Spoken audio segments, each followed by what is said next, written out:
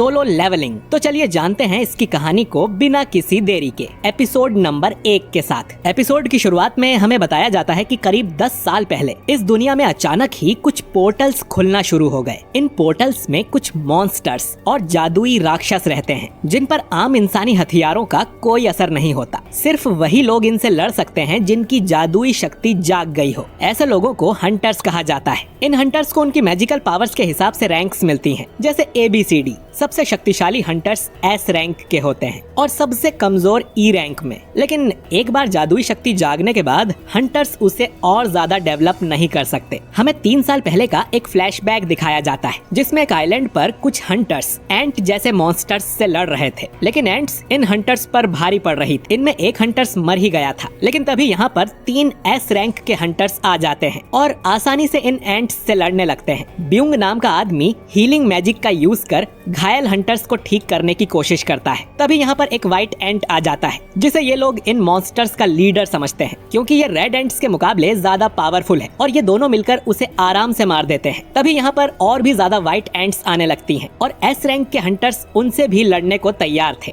दूसरी तरफ शहर में भी ढेर सारे एंट्स की आर्मी ने अटैक कर दिया था और उन्हें रोकने के लिए हंटर्स की सेना भी तैनात थी। मिस्टर चोई नाम का हंटर अपनी फायर पावर से इन पर अटैक करता है, जिससे रेड एंट्स तो मर जाती हैं, लेकिन व्हाइट एंट्स को कुछ नहीं होता। इसके बाद बाकी हंटर्स भी हमला कर देते हैं और फिर कहानी प्रेजेंट में आ जाती है। एक कंस्ट्रक्शन साइट के पास एक पोर्टल या डंजन ओपन होता है जिसके मॉन्स्टर्स को मारने के लिए कुछ हंटर्स को बुलाया जाता है। इनमें पार्क नाम का एक हंटर होता है जिसने वैसे तो काम छोड़ दिया था, लेकिन उसकी वाइफ प्रेग्नेंट है, इसीलिए वो आज के मिशन पर आया है, क्योंकि मिशन पूरा करने पर हंटर्स की काफी अच्छी कमाई होती है। तभी यहाँ पर कहानी का हीरो जिनवू आता है। सभी लोग जिनवू को अच्छे से ग्रीट करते हैं और पार्क पूछता है कि ये लड़का कौन है और क्या ये बहुत पावरफुल है, जो सब लोग इसे देखकर खुश हैं। जिस पर किम नाम का हंटर बताता है कि बात असल में बिल्कुल ऑपोजिट है। जिनवू को दुनिया का सबसे कमजोर हंटर माना जाता है। ये तो एक E रैंक के डंजन में भी घायल होकर हॉस्पिटल में भर्ती हो गया था। जिनवू सबसे कमजोर हंटर है, तो अगर इसे इस मिशन पर बुलाया गया है तो ये मिशन बहुत आसान होगा। इसीलिए सब जिनवू को देखकर खुश थे और जिनवू ने ये सारी बातें सुन ली थी, लेकिन वो भी जानता था कि ये सब सच है। जिनवू को यहाँ जूही नाम की एक हंटर मिलती है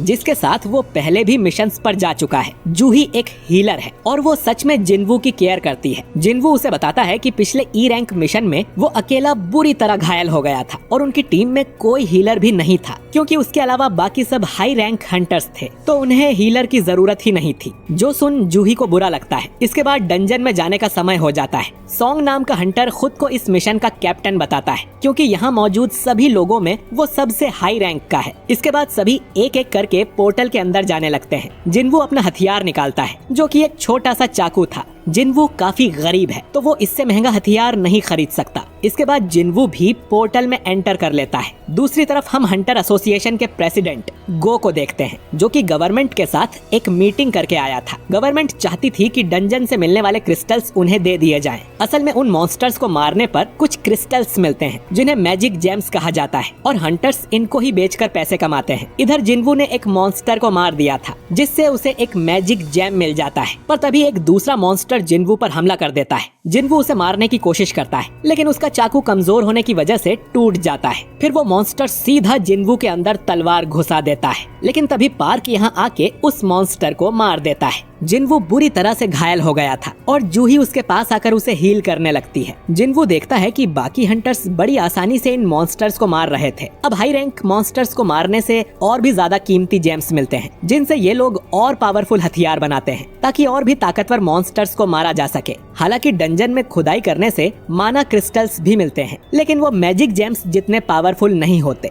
लेकिन गवर्नमेंट इन जेम्स का इस्तेमाल एक नई एनर्जी सोर्स की तरह करना चाहती है, क्योंकि ये बाकी पावर सोर्सेस जैसे न्यूक्लियर पावर, विंड पावर या सोलर पावर से काफी ज्यादा सेफ और सस्ते हैं और इनसे ज्यादा पोल्यूशन भी नहीं होगा। अभी गवर्नमेंट इसी रिसर्च में लगी है कि वो माना क्रिस्टल और मैजिक जेम्स का यूज कर इलेक्ट्रिसिटी कैसे जनरेट करे। इधर डंजन के अंदर हंटर्स ने सभी मॉन्स्टर्स को मार दिया था और उनका मिशन पूरा हो गया था, लेकिन उन्हें यहाँ पर ज्यादा जेम्स या माना क्रिस्टल नहीं मिले थे जिनसे इनकी ज्यादा कमाई नहीं होगी। जिन्वू के पास तो बस एक ई रैंक जेम था जो कि बहुत सस्ता है। जूही जिन्वू से पूछती है कि वो आखिर हंटर बना ही क्यों, क्योंकि इस तरह तो वो जल्द ही किसी दिन मारा जाएगा। तभी इन लोगों को यहाँ पर एक सुरंग दिखाई देती है, यानी कि इस डंजन के अंदर भी एक डंजन है, जो कि काफी अजीब बात थी। कैप्टन बताता है कि उन्हें इसके बारे में हंटर एसोसिएशन को बता देना चाहिए, लेकिन बाकी हंटर्स कहते हैं कि उन्हें इस सुरंग में जाके बाकी मॉन्स्टर्स को भी मारना चाहिए, जिससे इन्हें और ज्यादा जेम्स मिल सकें। और वैसे भी ये डी रैंक का डंजन होगा, तो उन्हें डरने की जरूरत नहीं है। अब कैप्टन सभी से वोट लेता है कि उन्हें अंदर जाना चाहिए या नहीं।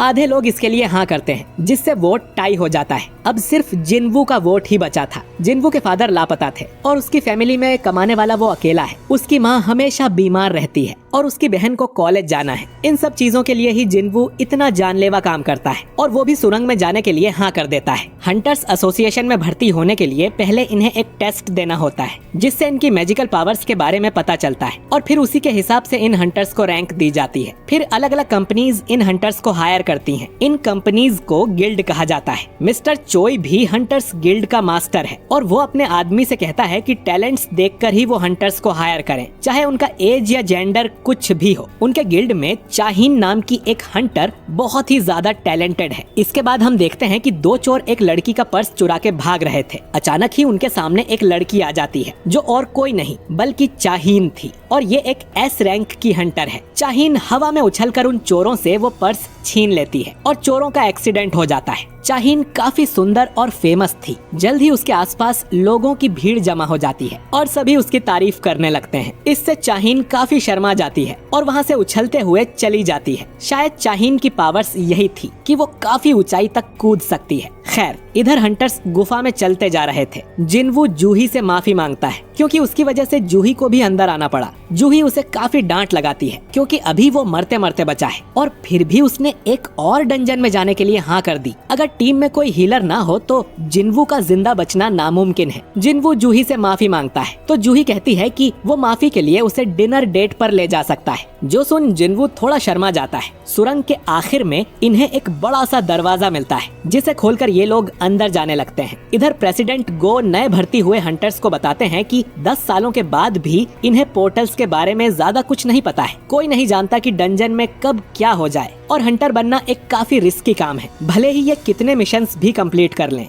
लेकिन इन्हें हमेशा चौकन्ना रहना चाहिए। जिंदा रहने के लिए यही सबसे इम्पोर्टेंट है। दरवाजा खोलकर ये लोग एक बड़े से कमरे में आते हैं, जिसके अंदर ढेर सारे स्टैच्यू रखे हुए थे, जो कि सैकड़ों साल पुराने लग रहे थे। कमरे के बीच में एक बड़ा सा स्टैच्यू था, जो किसी तरह के सिंहासन पर बैठा हुआ था, लेकिन कमरे में इन्हें कोई भी मॉन्स्टर नहीं दिखाई देता है। कमरे के बीच में किसी तरह का मैजिक सर्कल बना हुआ था और एक पुतले के ऊपर कुछ लिखा हुआ था। कैप्टन पढ़ता है कि इस जगह का नाम कार्टेनॉन टेम्पल है और यहाँ आए लोगों को पहले गॉड की पूजा करनी चाहिए, फिर गॉड की तारीफ करना चाहिए, और जो लोग इस बात को नहीं मानेंगे वो यहाँ से जिंदा वापस नहीं जा सकते। तभी जूही जिन्वू से डरते हुए कहती है कि उसने एक स्टैच्यू की आंखें हिलती हुई देखी हैं। तभी इस कमरे का दरवाजा अपने आप बंद हो जाता है और अब ये सभी लोग यहाँ फंस गए थे। अब एक हंटर दरवाजा खोलकर यहाँ से भागने की कोशिश करता है, लेकिन तभी उसके पास वाला स्टैच्यू अपनी कुल्हाड़ी से उस आदमी को काट देता है। ये देख सभी लोग बुरी तरह से डर जाते हैं कि वो स्टैच्यू हिल कैसे सकता है, और अगर एक स्टैच्यू हिल सकता है तो इसका मतलब है कि यहाँ मौजूद सभी स्टैच्यू जिंदा हैं। जिन्वू भी ये देखकर डर गया था। वो सोचता है कि डी रैंक का हंटर चुटकी में मारा गया तो उसके जैसे ई रैंक का क्या होगा, और ये स्टैच्यू तो बहुत पावरफुल है। मतलब ये कोई लो रैंक डंजन नहीं है, और इसका मतलब है जूही सच बोल रही थी। जिन्वू फिर से अपने पीछे वाले स्टैच्यू को देखता है और वो भी जिंदा था। जिन्वू इससे पहले भी काफी बुरी सिचुएशन में फंस चुका है। वो अपने पहले रेड मिशन में ही अपनी टीम से अलग हो गया था। उसे एक ई रैंक के मॉन्स्टर ने घायल किया था और वो काफी हफ्तों तक हॉस्पिटल में पड़ा रहा। एक बार तो वो एक भूल भुलैया में अटक गया था और भूख प्यास से ही मरने वाला था। लो रैंक डंजन में जाना भी उसके लिए जिंदगी और मौत का सवाल है। बाकी हंटर्स को मैजिक जेम्स बेचकर जो पैसे मिलते हैं वो उनसे और भी ज्यादा स्ट्रॉन्ग हथियार खरीद लेते हैं ताकि वो और पावरफुल मॉन्स्टर्स को मार सकें। लेकिन जिनवू के पास तो सिर्फ एक सस्ता चाकू था और उसके टूटने के बाद जिनवू खाली हाथ है। उसके जूते भी फट चुके हैं। इतनी खतरनाक जॉब करने से भी जिनवू ज्यादा पैसे नहीं कमा पाता, लेकिन जिंदा बचे रहने के लिए वो हर समय चौकन्ना रहता है। उसके आसपास क्या चल रहा है वो बारीकी से ऑब्जर्व करता है और उसने जो एक मॉन्स्टर मारा था वो भी ऐसे ही चुपके से मारा था। खैर, अब उस स्टैच्यू की आंखें लाल होते ही जिनवू सभी से नीचे झुकने को कहता है। उसकी आंखों से आग निकलती है जिससे एक हंटर वहीं पे जल के राख हो जाता है, पर जिनवू खुद को और जूही को बचा लेता है। सभी लोग बुरी तरह से डरे हुए थे। जिनवू सोचता है कि ये सब क्यों हो रहा है, यहाँ से बाहर जाने का कोई रास्ता नहीं है, यानी कि वो भी मारा जाएगा। और ये एपिसोड यहीं पर खत्म हो जाता है। तो दोस्तों, आपको इस नए एनिमे का पहला एपिसोड कैसा लगा कमेंट करके जरूर बताइए। सोलो लेवलिंग की हाइप बहुत ही ज्यादा है। अब देखना ये है कि ये एनिमे अपनी हाइप को जस्टिफाई कर पाता है या नहीं। पहले एपिसोड में हमें इस वर्ल्ड से इंट्रोड्यूस किया गया है और दूसरे एपिसोड में जरूर जिनवू के साथ कुछ ऐसा होगा जिससे वो बहुत ही ज्यादा ओवर पावर कैरेक्टर बन जाएगा। खैर, वीडियो पसंद आया हो तो इसे लाइक करें और अगले एपिसोड के लिए चैनल को सब्सक्राइब करना बिल्कुल ना भूलें। बाकी मैं मिलता हूँ आपसे बहुत ही जल्द एक नए वीडियो के साथ। शुक्रिया।